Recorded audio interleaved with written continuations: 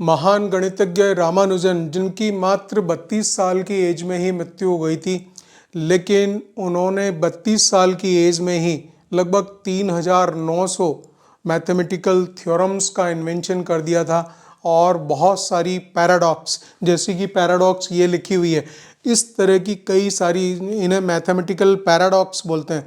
और mathematical paradox ये ऐसी बात होती है जो कि डाइजेस्ट नहीं होती है, हमें यकीन नहीं होता कि ऐसा पॉसिबल है, लेकिन उन्होंने उसका सॉल्यूशन भी दिया और बताया।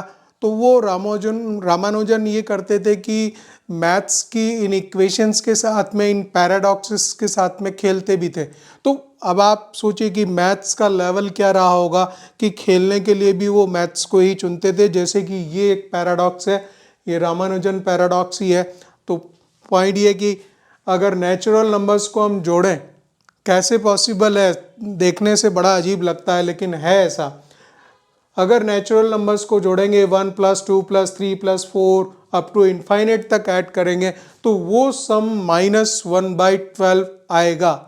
ये कैसे पॉसिबल है कि नेचुरल नंबर्स जो कि पॉजिटिव नंबर्स हैं और उनका सम -1/12, वो भी फ्रैक्शन में। एक तो नेगेटिव है और दूसरा फ्रैक्शन में है, कैसे पॉसिबल है। लेकिन रामानुजन ने ये करके दिखाया और इसी को बोलते हैं रामानुजन पैराडॉक्स। पैराडॉक्स का मतलब विरोधाभासी स्टेटमेंट होता है, और चूंकि ये इक्वेशन है, मैथमेटिकल इक्वेशन है, तो हम इसे मैथमेटिकल पैराडॉक्स बोल सकते हैं। रामानुजन की मैथमेटिकल पैराडॉक्स। चलिए इसको सॉल्व करते देखते हैं कि कैसे ये पॉसिबल है कि नेचुरल नंबर्स का सम करने जाएंगे और वो -1/12 मिलेगा। नेगेटिव हो गया, फ्रैक्शन में हो गया, कैसे पॉसिबल है। इसको हम एस लेट कर लेते हैं, 1 + 2 + 3 + 4 और अप टू इनफाइनाइट तक मान लीजिए इसको मैंने एस ले लिया। और इस पर्टिकुलर वैल्यू को इवेल्युएट करने के लिए दो वैल्यूज और लेनी पड़ेंगी हमें। एक लेना पड़ेगा लेट ए, ये लेट किया हमने ए, 1 - 1 + 1 -1 + 1 -1 + 1, ठीक है, ये भी हमने इनफाइनाइट तक ले लिया। 1 + 1 - 1 + 1 - इसको भी हमने ले लिया। और एक और वैल्यू ले लेते हैं बी, जो कि 1 - 2 + 3 - 4 + 5 - 6 + 7। आप समझ रहे हो, लगभग नेचुरल नंबर्स ही लिखे हुए हैं, लेकिन एक नेगेटिव एक पॉजिटिव, एक नेगेटिव एक पॉजिटिव, इस तरह से भी हमने सेकंड ले लिया। सो प्लस इसमें -8 आएगा, -8 प्लस इस तरह से ये भी इनफाइनाइट तक हो गया।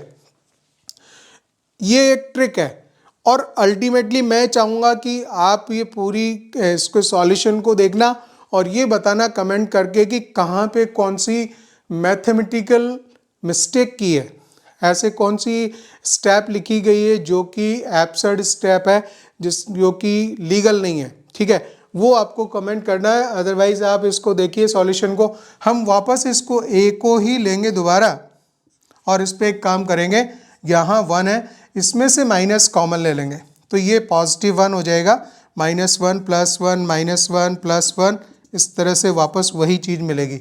हमने क्या किया, इस पहले वाले 1 को आगे कर दिया और यहाँ से माइनस कॉमन ले लिया तो ये +1 हो गया, अगला -1 हो गया, फिर +1 हो गया, तो सीरीज वापस वो की वही मिल गई हमें, ठीक है। क्या हम लिख सकते हैं इसको a = 1 - a, वापस ये a ही बन गया यहाँ पे। So you can write the -a उस तरफ जाएगा, 2a = 1 होगा और a की वैल्यू हमें मिल जाएगी 1/2।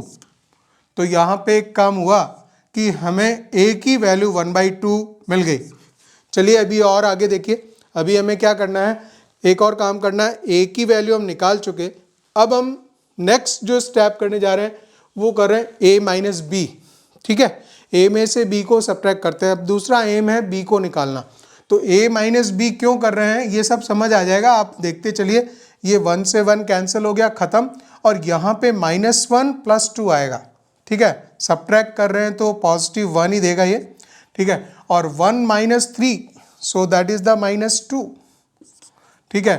-1 + 4 तो प्लस का 3 मिलेगा, और फिर आएगा 1 - 5, यहाँ साइन चेंज करते हुए लिखेंगे तो अगेन वी आर गेटिंग -4, ठीक है।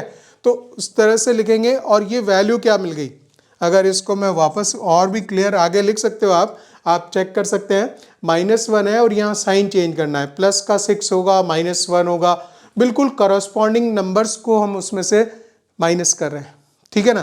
करस्पॉन्डिंग नंबर्स 1 में से 1 गया तो खत्म हो गया था, और यहाँ +2 -1 मैंने +1 लिख दिया, फिर यहाँ सब्ट्रैक्ट होना था तो ये -3 होना था, +1 होना था तो -2 लिखा। इस तरह से बिल्कुल करस्पॉन्डिंग नंबर्स को सब्ट्रैक्ट करते चले गए, ठीक है। तो आपके पास में ये तो वापस b ही मिल गया, तो ऐसा बोल सकते हैं a - b equals to this is 100% b, तो एज इट इज लिख देंगे। और ये लिख सकते हैं b को इधर लाओ, a इक्वल्स टू 2b हो गया, राइट। और हमें a की वैल्यू मालूम है तो a की वैल्यू प्लेस कर देंगे 1/2, a is 1/2 equals to 2b, b की वैल्यू हो जाएगी 1/4, b की वैल्यू मिल गई 1/4, तो a हाफ मिल गया, b 1/4 मिल गया। अब देखिए आगे क्या करते हैं, अब आगे एक और काम करना है। बस यहाँ पे आपको यही चीज़ देखनी है कि यहाँ पे कोई स्टेप गलत नहीं जानी चाहिए। मैं आपको एक चीज़ बता दूँ, जो बच्चे डाउट कर सकते हैं कि इनफाइनाइट में से इनफाइनाइट माइनस होता है, तो इनफाइनाइट में से इनफाइनाइट माइनस करें तब भी इनफाइनाइट आता है, और इनफाइनाइट में इनफाइनाइट जोड़ें तब भी इनफाइनाइट ही आता है। वो एक सूत्र है, ओम पूर्णमद पूर्णमिदम पूर्णमुदच्यते पूर्णमेवावशिष्यते। तो पूर्ण से पूर्ण को घटाने पर भी पूर्ण आता है, पूर्ण में पूर्ण ऐड करने, पूर्ण का मतलब इनफाइनाइट है, तो और पूर्ण में पूर्ण को ऐड करने पे भी इनफाइनाइट ही आता है, ठीक है। वो सूत्र पे हम और कभी बात करेंगे। अभी यहाँ पे देखिए हमें a और b की वैल्यू मिल चुकी है।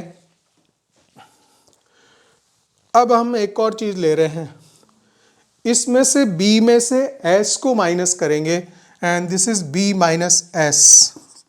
आप बोलेंगे ये कहाँ से आ रहा है सब, ये आपको कैसे पता लग रहा है? तो ये सॉल्यूशन, ये जो पैराडॉक्स है रामानुजन की, वो सॉल्यूशन अवेलेबल है, ठीक है। लेकिन मैं आपके सामने इसको रिप्रेजेंट कर रहा हूँ और पूरा आपको करके दिखा रहा हूँ, आप इसको देखते चलिए, आप कहीं पे भी इसको गलत नहीं ठहरा सकते, ठीक है। हम जितने भी स्टेप कर रहे हैं वो सारी राइट जाएंगी। b माइनस एस जैसे करेंगे तो 1 - 1 ये 0 हो गया, और माइनस ये हो रहा है -2 + 1, तो बचेगा -1, ठीक है। और यहाँ से b माइनस सॉरी s करेंगे, ये s यहाँ पे है, तो 1 - 1 खत्म हो गया 0, और फिर लेंगे -2 एंड दिस इज सब्ट्रैक्शन, तो -4, ठीक है। 3 - 3 किया 0 हो गया, -4 - 4 -8 हो गया, ठीक है। इसके बाद में 5, यहाँ पे भी 5 था, तो 5 में से 5 कट हो जाएगा तो आपका 0 मिलेगा। तो यहाँ एक पैटर्न समझ आ रहा है, -4 मिला, -8 मिला, इसके बाद में -12 मिलेगा, -16 मिलेगा, ठीक है। तो -4 मिला, -8 है, -12 आएगा, -16 आएगा, -20 आएगा, तो इस तरह से ये आता जाएगा, और ये भी इनफाइनाइट तक मिलेगा। तो आपको एक काम करना है, यहाँ पे -4 कॉमन ले लेंगे, तो फिर वापस 1 2 + 3 + 4 + 5, और ये सीरीज वापस वही आ गई जिस पे हमें काम करना है। रामानुजन पैराडॉक्स वापस मिल गया, ठीक है। तो उस पर एक काम करो, इस जगह पे वापस उसको हम कैपिटल S ही लिख देंगे जो हम लिख रहे थे। सो दिस इज माइनस का 4s, this is b minus s लिख सकते हैं, तो -4s उधर जाएगा, +4s -s, this is 3s, तो ये हो गया 3s इक्वल्स टू, ये b इस तरफ आएगा, इसका साइन चेंज होगा, क्या हम s इक्वल्स टू -b/3 लिख सकते हैं। और जब b की वैल्यू रखोगे, b की वैल्यू हमारे पास में है 1/4, ठीक है, तो ये आएगा -1/4, और 3 ऑलरेडी नीचे है, तो क्या हम -1/12 लिख सकते हैं। सो s इक्वल्स टू -1/12, ये सम हो गया। देखिए इस तरह से रामानुजन इसको मैथमेटिकल पैराडॉक्स बोल सकते हैं।